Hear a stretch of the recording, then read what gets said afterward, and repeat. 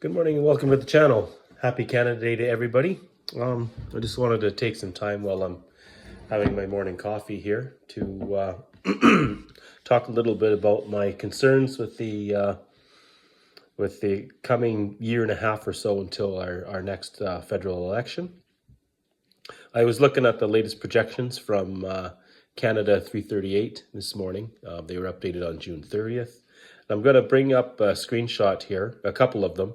I don't have the technology to, talk you through them as they're up, so they'll come up for a few seconds, and then I'll give you my my breakdown of what they're talking about. So the first one is going to be the just the overall percentages that each party is expected to get in the coming election, if an election were held today.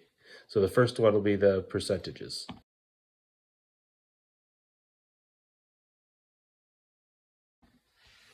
So as you can see, the Conservatives are projected with 42% of the popular vote, the Liberals at 24%, the NDP at 17%, the Bloc 8%, and the Greens and the PPC both well under 5%.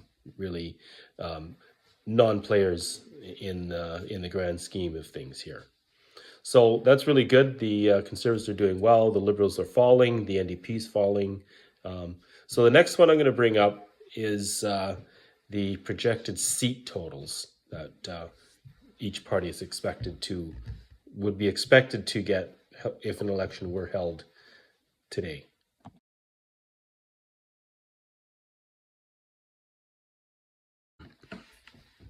So as you can see, the Conservatives are expected to receive 218 seats, well north of the majority, which is 172, I believe.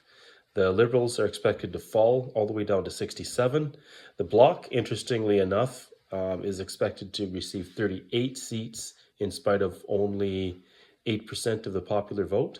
And the NDP, with 17% of the popular vote, is only expected to hold 18 seats. And the Greens are expected to retain 2 seats.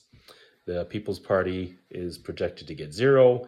Even Maxime Bernier's, the leader of the party's home riding, he's not expected to win that. Max, you need to get out of the way. Stop wasting our time.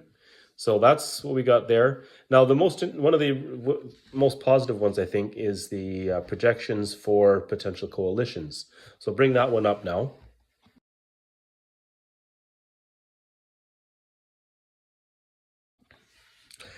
And as you can see, of all of the potential coalitions that we could get, the Liberal and the Bloc, if they were to join up, would only receive 105 seats, which would not be even close to, not even half. The Liberal, NDP, and Greens, if they were to join forces, would get 87, and the Liberals and the NDP would get 85, would hold 85 seats. So no coalition that any of the potential opposition parties could throw together would be enough to have any threat to what the Conservative Party is going to be trying to do once they receive their mandate in a year and a half. But therein is the problem, the concern that I have looking forward is the potential. What I believe we're going to see happen is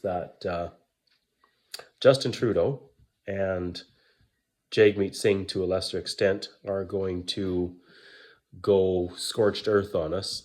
And they're going to use this next year and a half as much as possible to push through as much legislation as they can and they're going to do it in such a way to make it extremely difficult and extremely expensive for an incoming Conservative government to make any changes.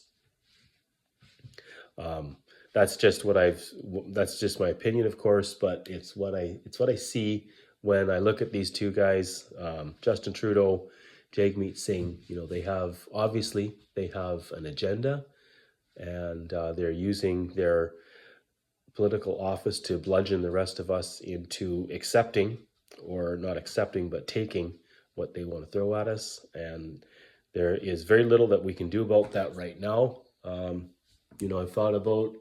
thought about it. I made a video about it a little while back about the potential of initiating recall notices against certain NDP members of parliament. Very difficult thing to do. You need to collect a large number of signatures from your riding in order to, and you have a limited period of time to do it, so you really need to have a really good ground game. It's not something that an everyday citizen can just go ahead and get going. You need to have a team in place, and you need to have a really good plan. So I mean, it's an option, but it's very difficult. Anyways, that's my concern going ahead here, is that we're going to see Justin Trudeau in particular really go scorched earth on us here, and just cram through as much legislation as he can once the House resumes its sitting after the summer rest.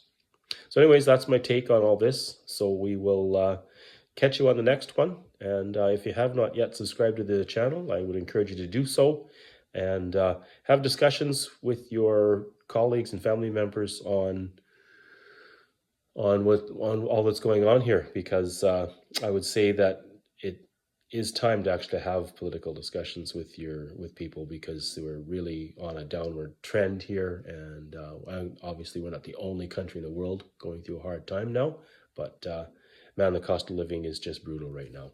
So that's what I have for you today. We'll see you on the next one.